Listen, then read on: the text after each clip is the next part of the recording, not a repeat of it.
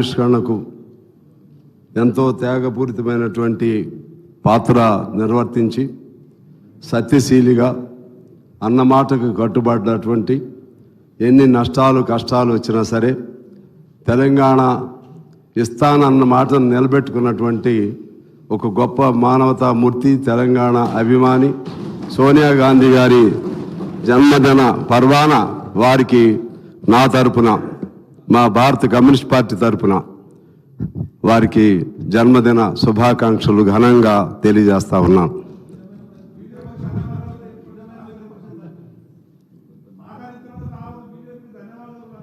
మేము ఎప్పుడు బీజేపీ అంటే దానికి మళ్ళీ ఇంకోసారి చెప్తా, దానికి కొన్ని రిజర్వేషన్స్ ఉన్నాయి. Okay, thank you. రెండోది, ఈనాడు తెలంగాణ తల్లి విగ్రహ ఆవిష్కరణ సంబంధించి మిత్రులు టీఆర్ఎస్ అంటే ఇప్పుడు బీఆర్ఎస్ వారు కూడా ఉంటే బాగుండేదనేది నా అభిప్రాయం. కారణం ఏమంటే, మీరు అనుకున్నట్లుగానే మీ మనసులో ఉన్నట్లుగానే మీ భావనకు అనుగుణంగానే అన్నీ ఉండవు. ఆ పద్ధతుల్లోనే విగ్రహం ఉండాలని, మీరు అనుకున్న పద్ధతుల్లోనే కవులు కళాకారులను సత్కరించాలని, మీరు అనుకున్న పద్ధతుల్లోనే సవ్యంగా జరగాలని అంటే ఇప్పుడు ఉన్నది మీ ప్రభుత్వం కాదు. అది మీరు గమనంలో పెట్టుకోవాలి. ఇప్పుడున్నది మారిన ప్రభుత్వం. వీళ్ళకు కూడా కొన్ని లక్ష్యాలు ఉంటాయి, కొన్ని ఆశయాలు ఉంటాయి, కొన్ని ఆకాంక్షలు ఉంటాయి, కొన్ని అభిప్రాయాలు ఉంటాయి. మీరు చేసినటువంటి అభిప్రాయాల పట్ల కొంత విరుద్ధమైనటువంటి వైఖరి కూడా ఉండొచ్చు. నేను మనవి చేసేది ఏమంటే, ఇవాళ మీరు చెప్తా ఉన్నారు కదా, ఆనాడు తెలంగాణ తల్లి విగ్రహ రూపకల్పనలో మీరు ప్రతిపక్ష పార్టీలను పిలిచారా అని చెప్పి నేను ఆనాటి అప్పుడు ముఖ్యమంత్రిగా ఉన్నటువంటి కేసీఆర్ గారిని నేను ప్రశ్నిస్తా ఉన్నాను. నాకు తెలిసి ఆ రూపకల్పన ఎలా ఉండాలని, దానికి సంబంధించినటువంటి విధి విధానాలు ఎలా ఉండాలి, లేకపోతే దానికి సంబంధించినటువంటి ఆవిష్కరణలో ఉన్నటువంటి ఆ పలు అంశాలు ఎలా ఉండాలని ఎవరితో కూడా చర్చించిన పరిస్థితి లేదు. మమ్మల్ని అయితే పిలవలేదు. ఇంకెవరినైనా పిలిచారో నాకు తెలియదు. మమ్మల్ని ఎందుకు అంటున్నానంటే, మేము కమ్యూనిస్ట్ పార్టీగా ఒక జాతీయ పార్టీ అయి ఉండి కూడా విశాలాంధ్ర కోసం అనేక త్యాగాలు చేసిన పార్టీ అయి ఉండి కూడా తెలంగాణ ప్రజల ఆకాంక్షలను అర్థం చేసుకుని కేంద్రంలో ఉన్నటువంటి భారత కమ్యూనిస్ట్ పార్టీ ఒక నిర్ణయం చేసింది. ఇక ఆపలేము, తెలంగాణ ఆవిష్కరణ కావాల్సిందే అని ఏబీ బర్ధన్ గారు, లేకపోతే ఇప్పుడున్న రాజా గారు, సుధాకర్ రెడ్డి గారు, మా నారాయణ గారు అనేక మంది అనేక పద్ధతులతో ఒక నిర్ణయం చేశారు. కనీసం మాకు అందులో సోనియా గాంధీ గారు అప్పుడు ఒక మాట అన్నారు, మీరందరూ అన్ని పార్టీలు ఏకాభిప్రాయానికి వస్తే తెలంగాణ మేము ఇస్తామని చెప్పి. అన్ని పార్టీలు ఏకాభిప్రాయం రావాలంటే సహజంగా విశాలాంధ్ర కావాలన్నటువంటి కమ్యూనిస్ట్ పార్టీ రాదని కొంతమందికి ఉండేది. కానీ మేము కోరుకున్నాం. సిపిఎం కూడా మేము తటస్థంగా ఉన్నామన్నారు. ఆఖరికి టీడీపీ వారు కూడా అప్పుడు దాన్ని ఏకాభిప్రాయానికి అంగీకరించడం జరిగింది. అందువలన ఆ కమ్యూనిస్ట్ పార్టీకి సంబంధించినటువంటి మమ్మల్ని కూడా మీరు ఎప్పుడు కూడా గౌరవించింది లేదు, పిలిచింది లేదు. మా గౌరవం పాయింట్ కాదు ఇక్కడ. కానీ ఒక రూపకల్పన చేసేటప్పుడు అందరి అభిప్రాయాలని పరిగణలో తీసుకోవాల్సిన బాధ్యత వారికి ఉందని చెప్పి నేను మనవి చేస్తా ఉన్నాను. అదేవిధంగా ఇక్కడ ఒక అంశం గుర్తు చేయాలి. ఇక్కడే కూర్చుని ఉన్నారు కోమటిరెడ్డి గారు, జోపల్లి గారు వీళ్ళిద్దరు పదవులకి రాజీనామా చేశారు అధ్యక్ష. అప్పుడు మంత్రి పదవులకి కోమటిరెడ్డి గారు దాదాపు 10-11 రోజులు నిరాహార దీక్ష చేశారు. మీరు అందరి కృషి ఉంది ఇందులో. అదేవిధంగా నేను కూడా మా పార్టీ ఆదేశానుసారం 7 రోజులు జైల్లో ఉండి నిరాహార దీక్ష చేశాను అధ్యక్ష. తెలంగాణ కోసం 700 కిలోమీటర్లు పాదయాత్ర చేశాను. మా తుమ్మల గారు కూడా నాతో పాటు కాసేపు నడిచారు. అప్పుడు అంటే ఇక్కడ ఉన్నవాళ్ళు మన పొన్నం ప్రభాకర్ గారు పార్లమెంట్లో మంచి గొప్ప రోల్ ప్లే చేశారు. ఇలా అందరి పాత్ర, ఎవరి పాత్ర వాళ్ళది ఉంది.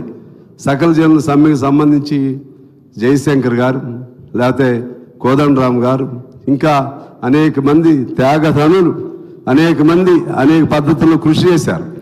మా సింగరేణి అప్పుడు మేమే గుర్తింపు సంఘం. మా సింగరేణిలో దాదాపు పనికి వెళ్లకుండా 45 రోజులు సకల జనుల సమ్మెలో పాల్గొనడం జరిగింది అధ్యక్ష. ఏఐటీసీ అప్పుడు ఆర్టీసీలో మేమే గుర్తింపు సంఘం.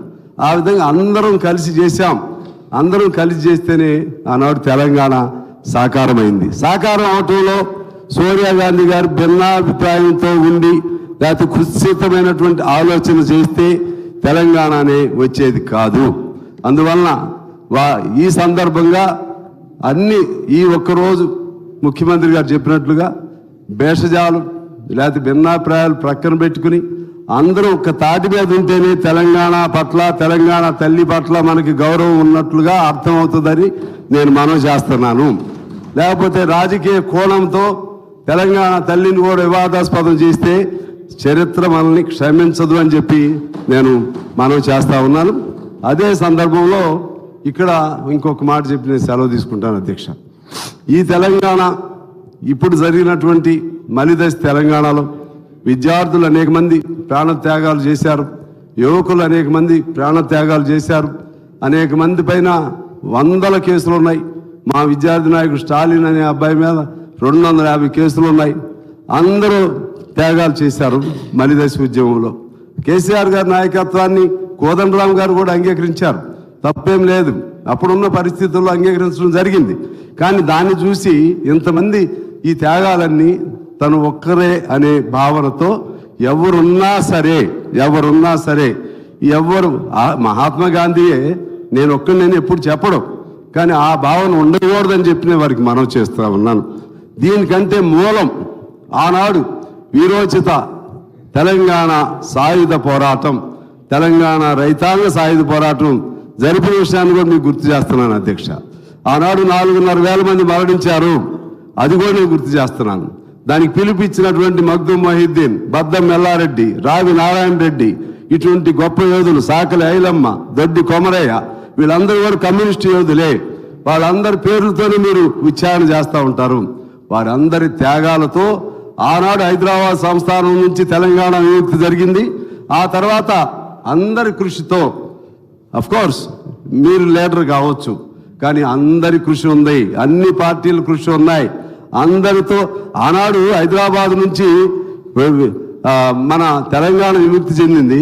కమ్యూనిస్ట్ పార్టీ రోల్ తీసుకోలేదు కదా, మేమే అని చెప్పి తీసుకోలేదు కదా, వ్యక్తిగతంగా ఎప్పుడు తీసుకోలేదు కదా. అట్లే ఇప్పుడు గత ముఖ్యమంత్రి గారిని నేను మనవి చేస్తున్నా, మీరు టీఆర్ఎస్ని బీఆర్ఎస్ చేసేసుకుంటారు, మీరు అనేక మార్పులు చేసుకుంటారు. ఇది ఇప్పుడున్నటువంటిది వాస్తవం మాకే అనిపించింది. తల్లి అంటే తల్లికి ప్రతీక ఎలా ఉంటుంది? బంగారం, ఎప్పుడు బంగారపు మెడలు లేకపోతే బంగారపు వడ్రాణాలు లేకపోతే ఇటువంటి కాదు కదా. సామాన్యులకు అందుబాటులో ఉండే రూపమే తల్లి రూపం. హస్తం అంటే వారు అభయహస్తం అన్నారు, నేనేం ఆశీస్సులు అంటున్నాను. ఒక తల్లిగా ఆశీస్సులు ఇస్తా ఉన్నారు. అందువలన ఆ విధమైనటువంటి ఈ అన్ని అంశాలని గమనంలో తీసుకుని ఈ ప్రతిరోజు తెలంగాణ ఈ డిసెంబర్ 9న గొప్ప పర్వ దినోత్సవంగా జరపవలసినటువంటి బాధ్యత ప్రభుత్వంగా తీసుకోవాలని కోరుతూ, అదేవిధంగా ఆనాటి విజయం సెప్టెంబర్ 17 దాన్ని కూడా భేషజాలు లేకపోతే బింకాలు లేకపోతే బిడియాలు లేకపోతే ఇంకేమన్నా మానసికంగా